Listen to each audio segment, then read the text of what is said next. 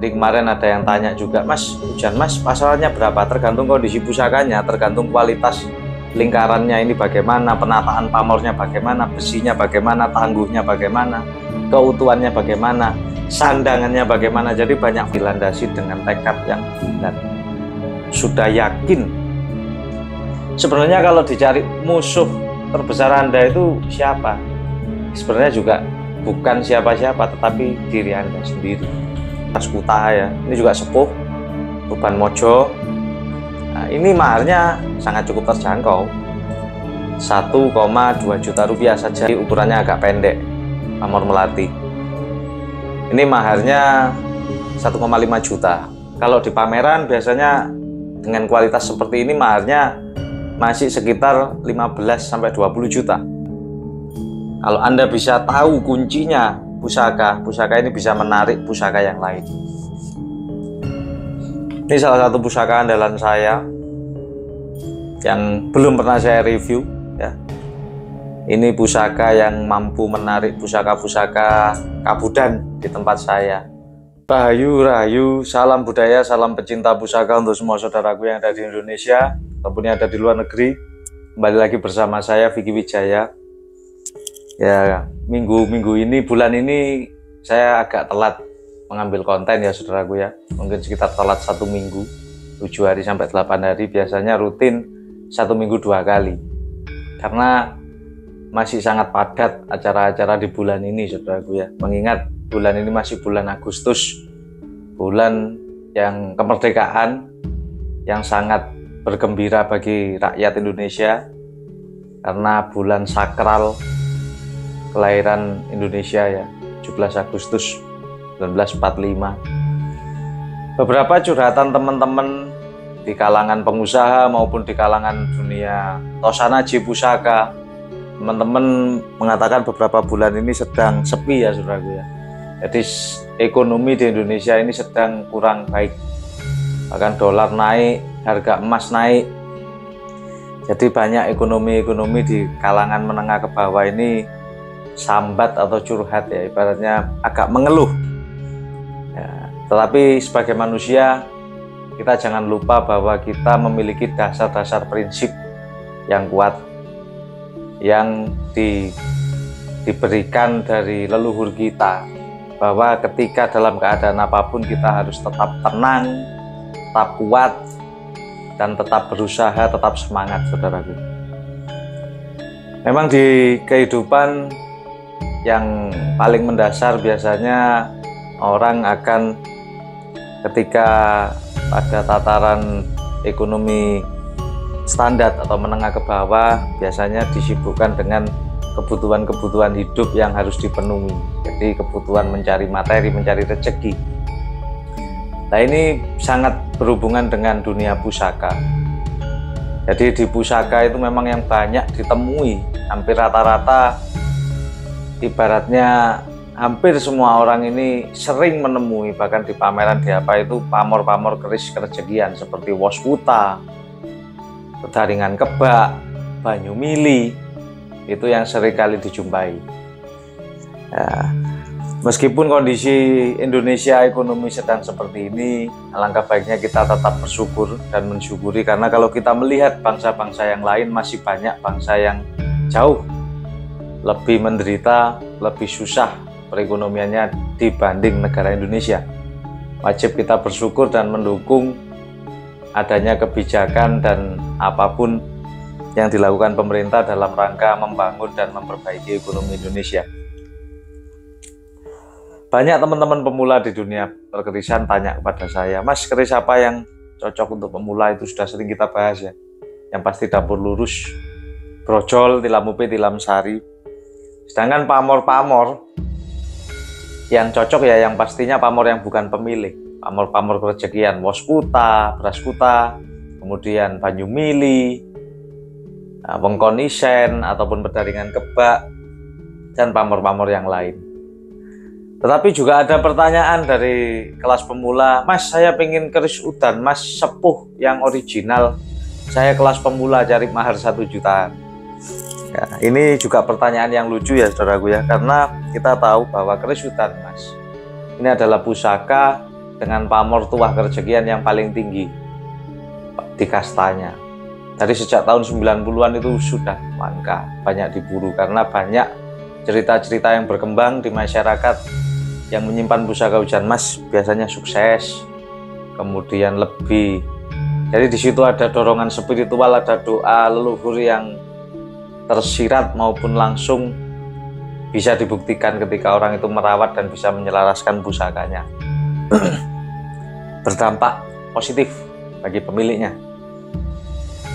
Nah, yang tentang pusaka ya saudaraku ya, kenapa pusaka bedok itu juga penting?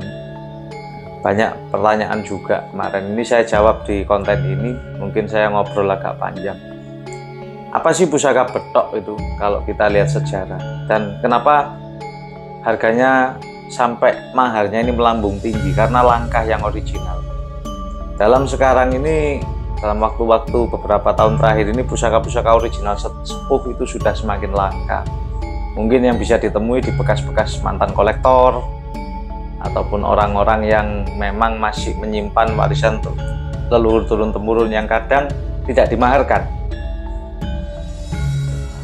Bulan ini juga menjadi bulan yang sangat terkesan buat saya karena adanya pemaharan yang dengan pusaka dengan nilai yang sangat fantastis, yaitu pusaka yang kemarin sempat kita review di Lumajang sini.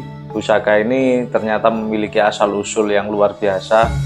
Pusaka ini dulunya peninggalan tentara Kenil ya, yang didapat dari kakek buyutnya itu tentara VOC, yang dibuka mahar 700 juta pada waktu itu. Memang kualitas pusaka seperti itu ya bisa dibilang sangat-sangat langka yang ada di Indonesia.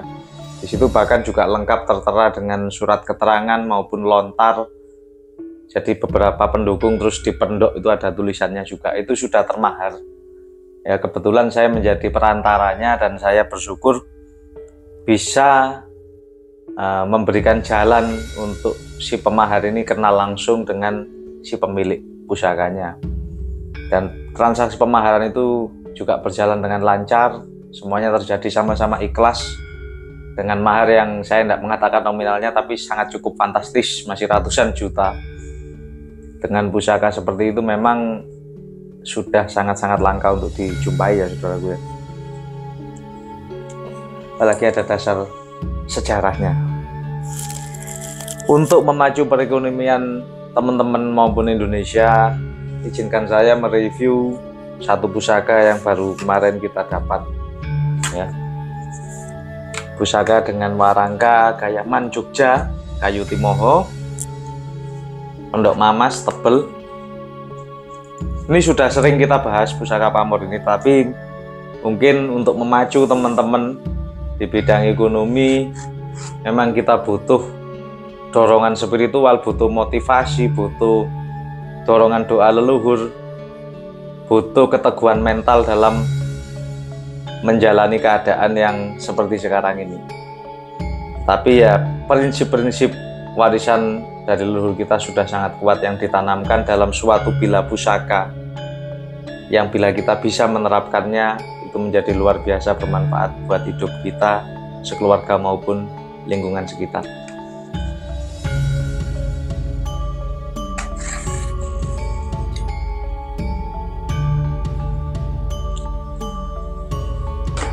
Ini pusaka Tuban Mojopahit dengan pamor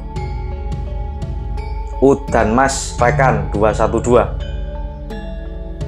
Anda amati pamornya cukup detail, jelas. Penataannya 212 lingkaran. Pamor Udan Mas sudah sangat sering kita bahas ya saudaraku ya, bahkan di konten-konten saya sebelumnya. Saya juga nggak tahu kenapa saya sangat senang dengan keris pamor hujan emas. Dan saya beberapa kali mendapat dari yang Tangguh Pajajaran, Tuban Mojopahit, Tuban Pajajaran, Tuban Mataram. Pamor ini menjadi pamor favorit untuk teman-teman perkerisan maupun kolektor ya, yang seperti wajib dimiliki karena dipercaya tuahnya memang legendaris, bisa menjadikan sang pemiliknya kuat kebandan, bakat sugih, bakat kaya. Ketika orang itu memiliki usaha, usahanya akan cepat naik, cepat berkembang seperti itu. Padahal di samping pamor-pamor hujan mas ini juga ada pamor-pamor kerejekian yang lain. Tapi memang keris pamor hujan mas yang original sepuh ini memang maharnya udah tinggi saudaraku ya. Biasanya ya lihat kondisi pusakanya. Jadi kemarin ada yang tanya juga, mas hujan mas pasarannya berapa? Tergantung kondisi pusakanya, tergantung kualitas lingkarannya ini bagaimana, penataan pamornya bagaimana, besinya bagaimana, tangguhnya bagaimana, keutuhannya bagaimana, sandangannya bagaimana. Jadi banyak faktornya saudaraku ya untuk di mahar ini ya. Kalau hujan mas yang udah gerimpis atau misalnya bilanya tinggal separuh, ya mungkin 1 juta ataupun 500.000 dapat saudaraku. Ini kita berbicara yang real, logis ya. Tapi ketika kita menemukan kondisi pamor hujan mas yang seperti ini, yang tergolong cukup utuh menurut saya, penataan pamornya juga sangat rapi, kualitas besinya padat bulen ya, dan kondisinya kerisnya masih tebal meskipun di ujung ini ada aus sedikit karena wajar, ini tuban Mojopahit. Tetapi pamornya ini termasuk ngerawit saudaraku ya, materialnya deling. Deling itu materialnya ini meteor mengkilap, menimbulkan kesan warna yang mengkilap, beberapa gradiasi nampak di pamornya. Ada yang putih keperakan, ada yang putih pasir malelo, dan lapisannya juga sangat cukup ngerawit atau neutro ya, seperti sutra. Jadi benang-benangnya ini lembut sekali, halus. Ini tergolong keris pamor hujan mas dengan kualitas yang cukup baik. Nah kalau pasaran, kalau ditanya pasaran ya ini relatif saudaraku. Kalau di pameran biasanya dengan kualitas seperti ini maharnya masih sekitar 15-20 juta rupiah. Anda boleh cek di online sekarang ini, zamannya kan serba canggih, ada Facebook. Ketika menemukan pamor hujan mas yang seperti ini, memang biasanya maharnya masih di atas 10. Kalau ada mahar 10 juta itu termasuk terjangkau. Biasanya masih bisa para pemain keris ini membeli, memahari nanti untuk dimaharkan lagi, karena masih bisa dimaharkan di atas 10 juta. Nah, ini ya pamor hujan mas ini sebenarnya maknanya sangat dalam saudaraku. Ini sangat bermanfaat ketika pada kondisi ekonomi sekarang kita memahami nilai yang terkandung pada pamor hujan mas. Sering kita bahas dan mungkin banyak kita dengar apa makna arti pola 2-1-2 dan kenapa lingkaran, kenapa nggak segitiga, nggak kotak pamornya ya. Karena ketika bulat, manusia ini ketika mau membentuk suatu usaha ataupun mau memiliki tujuan visi misi yang besar, ketika ingin mencari rezeki, itu hendaklah dilandasi dengan tekad yang bulat, sudah yakin. Kalau urusan hasil itu jangan dipastikan, yang bisa memastikan hanya Sang Pencipta. Tetapi untuk niat dan tekad, manusia harus memiliki keyakinan. Ini yang juga termasuk iman, bahwa Sang Pencipta itu tidak akan membiarkan umatnya ataupun manusia yang mau berusaha dengan tekad yang baik dan bulat. Tidak mungkin setiap usaha ini akan sia-sia, pasti ada hikmah dan balasannya. Dan kenapa 2-1-2 itu sering kita bahas, ketika dua ini hubungan manusia dengan manusia yang lain, bahasa Islamnya habluminanas, ketika satu tunggal hubungan manusia dengan Tuhannya, manunggaling kawula Gusti, bagaimana manusia tersebut bisa menyatukan dirinya dengan penciptanya ya. Ada beberapa kata-kata ketika manusia itu mampu mengenal dirinya, maka dia bisa mengenal Tuhannya.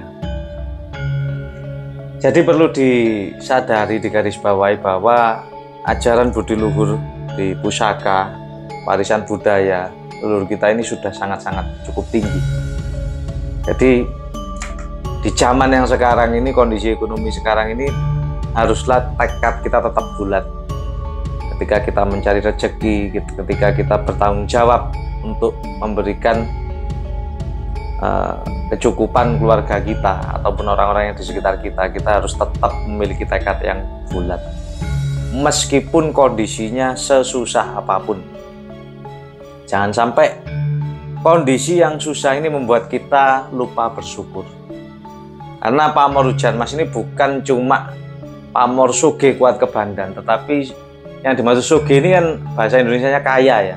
Bukan cuma kaya secara materi, tetapi juga kaya akan rasa bersyukur, kaya akan rasa menerima apa yang sudah terjadi dan apa yang sudah kehendaknya, kodok dan kodarnya, ketetapan dan kepastian Sang Pencipta ini harus kita terima dengan lapang dada.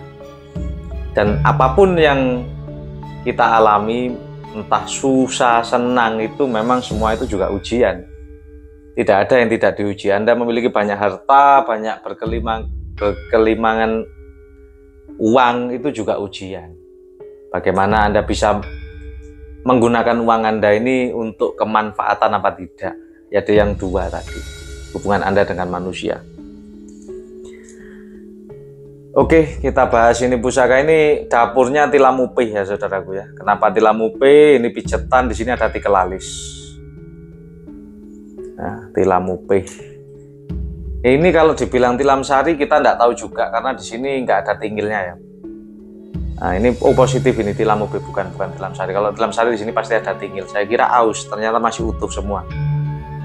Gonjonya ini pamor bulat-bulat juga. Ini gonjo sumber. Jadi melingkar ini bulat-bulat, di bawahnya ini juga bulat-bulat, ini gonjo sumber mas. Dipercaya tuah pamor gonjo sumber mas ini juga menjadikan sang pemilik tidak akan kekurangan rezeki. Ini seperti banyu mili pamor ini tuahnya. Jadi akan rezekinya lumintu, terus mengalir. Sumber itu kan mata air ini sumber kehidupan. Nah, jadi air yang terus mengalir akan menghidupi dan memberikan daya penarik rezeki untuk pemiliknya. Sangat cukup komplit di keris pamor hujan mas ini, tuah-tuah kerezekian, full kerezekian semua ya saudaraku ya. Hujan mas bukan cuma penataannya 212, tetapi juga ada hujan mas yang tiban, tidak tertata, tapi lingkaran-lingkaran juga. Ya mungkin untuk saudara-saudaraku yang kelas pemula, ketika ingin memahari keris pamor kerezekian, nanti kita akan review keris-kerisnya. Ini juga kita sediakan keris-keris untuk pemula. Ini dapur brojol, pamor beras kutah ya. Ini juga sepuh, tuban mojo. Nah, ini maharnya sangat cukup terjangkau, 1,2 juta rupiah saja. Yang penting keris ini sepuh, dapurnya brojol. Ini juga bisa dijadikan referensi lain ketika orang mencari pamor-pamor kerezekian dengan budget yang mahar yang murah ya, pelajar ataupun kelas pemula. Juga ini ada dapur brojol patrem ini ya, ukuran 20 cm lebih, 24 ini. Ini pamor melati. Melati juga tuahnya selain kerezekian juga ada tuah pengasihannya. Ini juga brojol, tapi ukurannya agak pendek, pamor melati. Ini maharnya 1,5 juta. Ya. Kenapa kok juga banyak pertanyaan dari teman-teman? Kenapa kok Mas Vicky ini banyak sering mendapat pusaka bagus-bagus? Dan ketika apa yang diinginkan pusaka yang diinginkan biasanya, apalagi ada pesanan teman-teman, saya bisa dapat pusaka yang apa yang dipesan teman-teman dan sesuai harapan mereka. Ya semua ini terjadi karena atas kehendak Sang Pencipta ya. Saya di sini cuma manusia biasa.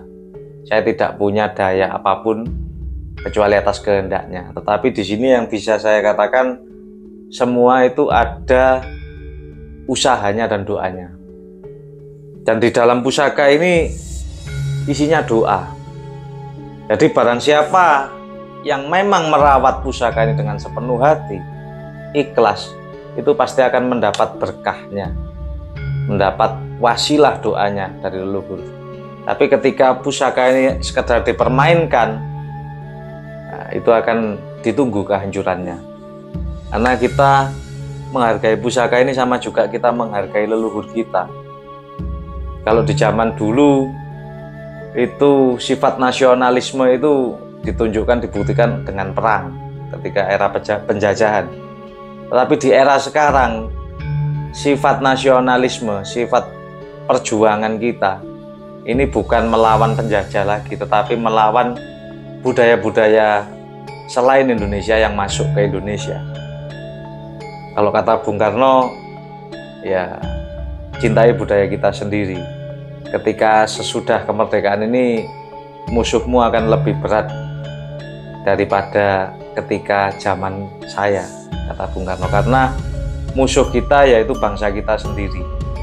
Seperti manusia, ketika Anda berada pada puncak, entah kesuksesan karir ataupun puncak apa yang Anda bisa capai, sebenarnya kalau dicari musuh terbesar Anda itu siapa? Sebenarnya juga bukan siapa-siapa, tetapi diri Anda sendiri. Ketika manusia memang bisa mengalahkan egonya, mengalahkan nafsunya. Jadi di dalam manusia ini ada beberapa unsur. Ada unsur nafsu, ego, sombong, ya, iri, dengki. Ini ketika bisa dikendalikan dan bisa ditinggalkan hal yang memang jelek, ini akan menjadi luar biasa. Dan memang tidak luput dari wasilah doa dari leluhur. Ketika memang saya ingin pusaka pamor ini, kenapa saya dapat? Percaya tidak percaya, memang ada di tempat saya ada beberapa pusaka yang memang tidak boleh keluar, tidak saya maharkan, ya. Salah satu contohnya ini pernah kita bahas, betok saya ini tidak akan mungkin saya maharkan. Kemudian saya ada betok gumbeng, pusaka-pusaka dapur betok. Ini bukan cuma tuah peredam dan kasepuan. Kalau Anda bisa tahu kuncinya pusaka ini bisa menarik pusaka yang lain. Jadi memang ada energi-energi yang ditanamkan empu terdahulu, itu ilmu empu ini turun-temurun. Jadi kalau kita bisa mengendalikan energinya, itu kita bisa menarik energi pusaka-pusaka yang lain, dalam artian mendatangkan pusaka yang lain, entah dengan cara pemaharan ataupun dapat dikasih orang, ataupun pasti ada jalannya. Ya, kadang-kadang jalannya juga tidak masuk akal. Kemudian ada pusaka andalan saya yang nanti akan saya bahas mungkin di konten-konten saya selanjutnya. Ya mungkin ini saya buka aja sedikit, ya.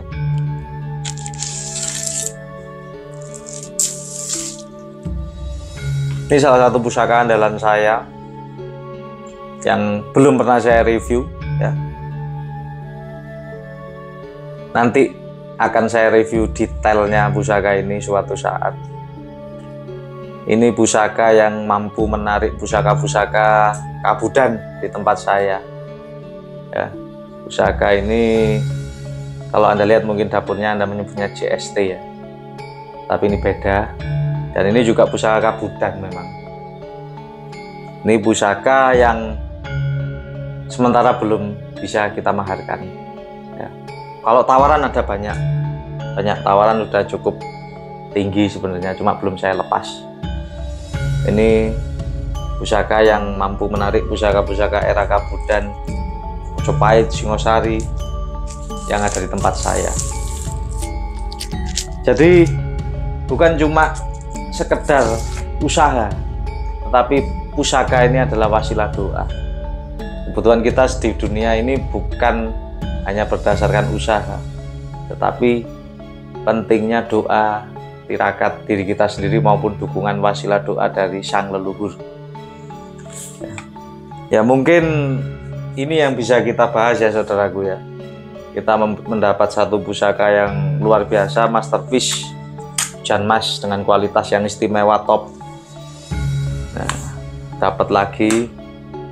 Nggak tahu ini nanti berjodoh dengan siapa, karena saya pribadi sudah ada 3 pusaka pamor hujan mas yang memang nggak mungkin saya maharkan. Pernah kita bahas di konten-konten saya sebelumnya, dan itu tetap menjadi simpanan saya. Mungkin dari 3 itu juga bisa narik pusaka-pusaka yang lain, tetapi dari segi kualitas ini tidak kalah dengan koleksi saya, ya. Ini luar biasa hujan masnya, soroknya, tapennya, wojonya sangat jelas, gonjonya full pamor sumber mas, tilam mupih, Ini sangat cocok memang untuk pengusaha besar ataupun orang yang memang di bidang wirausaha besar kecil. Ini cocok sekali pusaka ini. Bahkan pejabat pun mencari pusaka Pamurujan, Mas, karena para pejabat-pejabat besar ini bukan cuma sekedar pejabat profesinya, tapi mereka memiliki usaha-usaha yang lain di luar jabatannya. Jadi memang sangat diburu. Asal-usul pusaka ini pun bukan punya orang sembarangan, punya orang yang sangat cukup kaya, saudaraku. Tetapi karena anaknya tidak mau merawat pusaka, ya dengan alasan takut, dengan alasan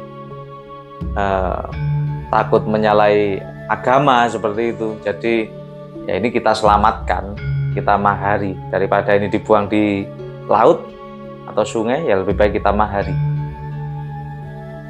Mungkin itu konten saya pada kali ini.